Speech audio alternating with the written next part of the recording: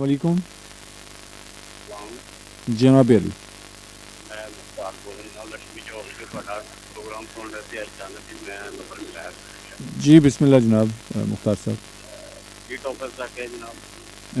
Topic है जी तुसी अंदर दी गल जिहड़ी है ਉਹ ਲੋਕ ਭਲੇ ਦੀ ਗੱਲ ਅੰਦਰ ਦੀ ਗੱਲ ਹੁੰਦੀ ਕੀ ਹੈ ਪਹਿਲੇ ਤੇ ਇਹ ਦੱਸੋ। अंदर की गल तुझे साफ हो गए तो अंदर की गल चंगी निकलेगी जो अंदर भी मैले है तो गल साफ अच्छा अंदर पहले मन साफ होना चाहिए जिस अल्लाह के वली है अल्लाह के यानी कि प्यारे ਤੁਸੀਂ है ਪਹਿਲੇ ਸਟੈਪ ਵਿੱਚ ਹੀ ਜਿਹੜੇ ਵਲੀ ਬਣਨਾ ਚਾਹ ਰਹੇ ਹੋ।